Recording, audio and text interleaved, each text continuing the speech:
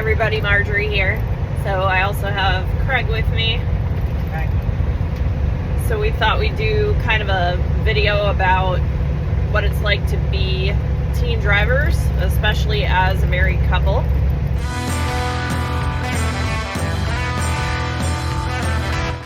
Right now I'm doing a rolling reset, which is one of the many joys of driving team. So I think that driving team versus driving solo, which, mind you, my only experience driving solo was when I was being trained. I think driving team is a lot more challenging because, first of all, like the whole sleep aspect of it, you don't really get that good full 10-hour break where you're not moving and not shaking and not rattling and not hearing the noises. So that can be difficult. It can start to wear on you a little bit, but we've learned that we have to be kind of cognizant of what the other person's needs are. A lot of times I'll try to be in the left lane so that it's, you know, if it's not as bumpy of a road in the left lane, when you know you have your partner sleeping back there, you're trying to make it more comfortable in any way possible. So that's one of the aspects I think is definitely more challenging than having that full 10-hour, refreshing reset. Craig, what do you think? Yeah, that's all part of it. I mean, you gotta be courteous as you can. I mean, we do a lot of drop and hook, so that comes into play too because it's automated. So you got this big speaker yelling or beeping while you're waiting for somebody to answer the microphone, and then you have a curtain between you and them. So I mean, you just got to remember, the roads aren't as good as they used to be. I mean, and we're blessed with a good truck, but she's a little older, and she does ride a little rough sometimes. But just the thing you got to remember is to make it as easy as you can on the other person. So while we're talking about some of the benefits of team driving, I think what's really cool is that when we're driving and maybe we want to do a reset somewhere that's a little more fun, like for instance, we had our dispatcher send us to Panama City and we were able to shut down for 34 hours.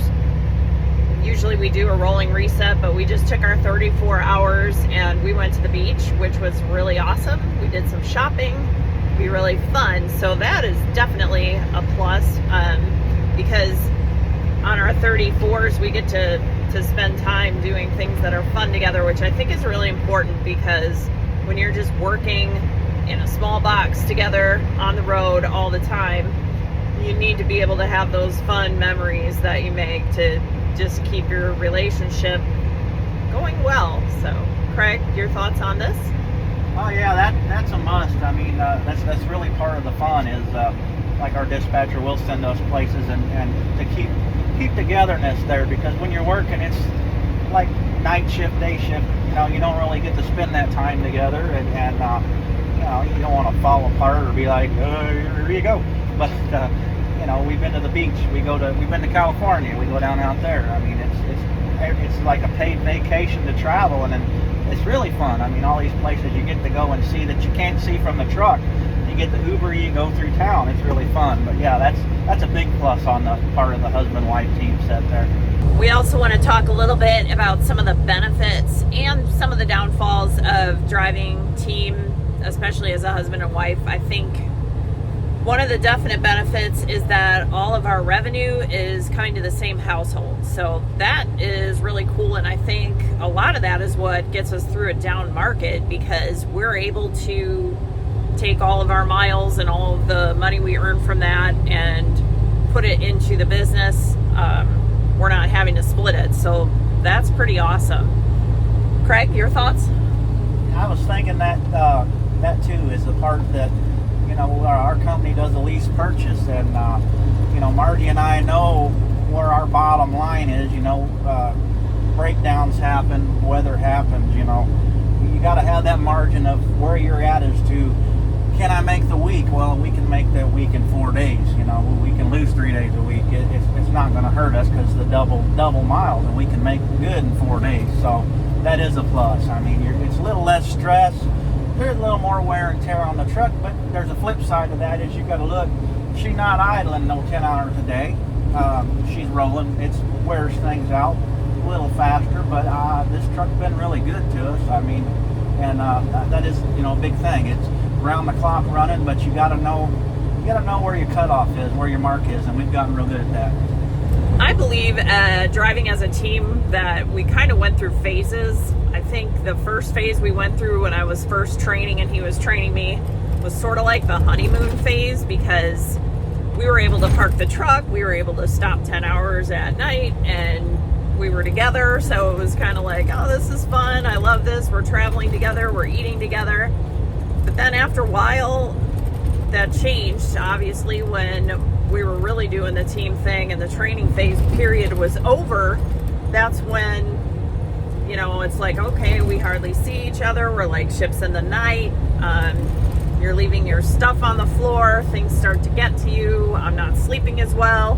So then we kind of went through a phase where it was like a little bit ornery and trying to find that routine. So we got through that. I think we did pretty well.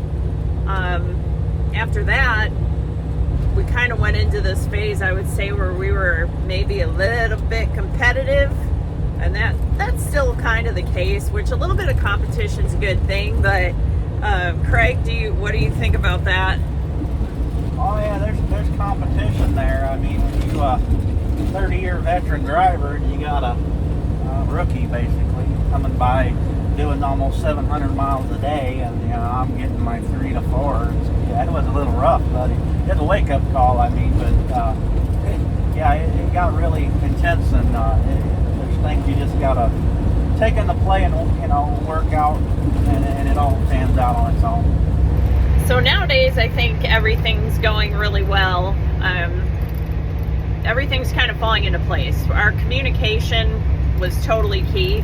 Now that we've improved our communication, which you're really going to learn how to communicate when you're in a small area and you have to depend on the other person for, I don't want to wake up on a ramp in the middle of nowhere and have to use the restroom. So we've got a lot of that pretty much worked out as to where we know what the other person needs. We're communicating our needs to each other. This is what I need. Like, you really have to be literal and let the other person know this is what I'm going to expect, and then I know what he expects from me. So now that we've got all of that worked out, we've got our schedules worked out, because as he said before, he prefers to drive at night, I prefer to drive during the day.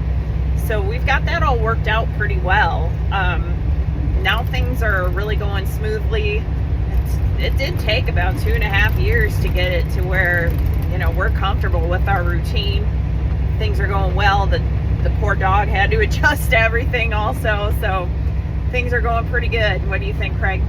Yeah, definitely. That's where it landed is, you got to be a team. You got to not just be team drivers, a husband-wife team. You pull together. This is really, really great and beneficial. I mean, it's really good now. I know, she knows where I'm going. I know, it works together.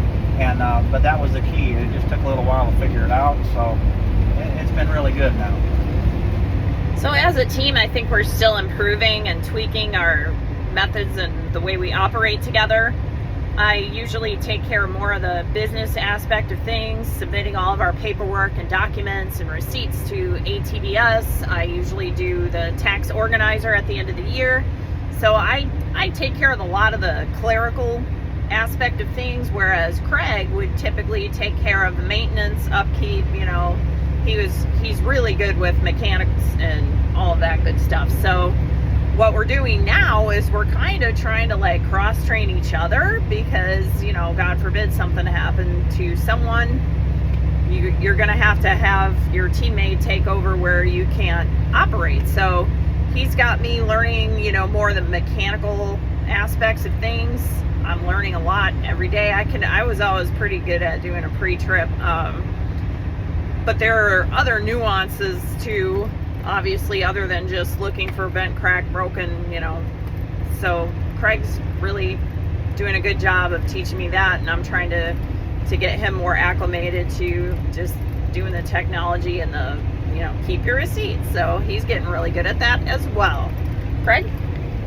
Yeah, I've never really been good with the technology side of things. So yeah, she's been real good at helping me try to figure that out, and then teaching her the maintenance, the tricks that I learned over the years of how to get this truck off the road.